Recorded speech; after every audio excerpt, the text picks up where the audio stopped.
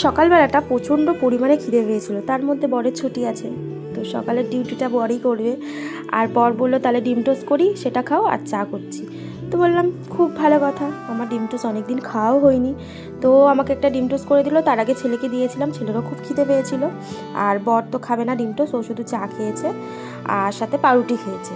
আর এখন সব কাজকর্ম করে স্নান টান করে এখন আমি যাচ্ছি বাপের বাড়িতে। তো অনেক দিন হয়ে গেছে, বেশ কদিন হয়ে গেছে যে আমি বাপের বাড়িতে যাওয়া হয় না। আর এই দেখো এই বাড়িটা আমাদের হচ্ছে, এখনও কমপ্লিট হয়নি, কবে যে কমপ্লিট হবে সেটাই সবসময় ভাবি। আর এখানে মারা থাকে, তো এখন আপাতত যতদিন না বাড়ি হচ্ছে ততদিন এখানেই থাকা হবে। আর এদিকে মা দেখো, উফ পাতলা ঝোল ঝোল লাল লাল একদম মাটন করছে, তার সাথে মাছ করেছে, শুক্তো করেছে, অনেক কিছুই রান্না করেছে। আর মাটন দেখে তো আমার প্রচণ্ড পরিমাণে খিদে পেয়েছিলো।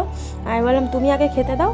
তো আগে তো বরকে দিয়ে দিল, তারপরে আমি ছেলেকে খাইয়ে দিলাম, কারণ সবারই খিদে পেয়ে গেছিলো।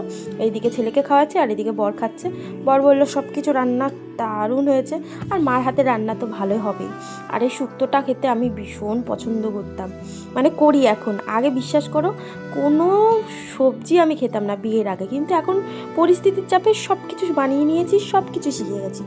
তো রান্নাগুলো জাস্ট অসাধারণ হয়েছিল। আর আমি মাছ খাই না অতটা ভালো, সেই জন্য আমি মাছ নিইনি, জাস্ট মটন আর হচ্ছে শুক্তো দিয়ে খেয়েছি।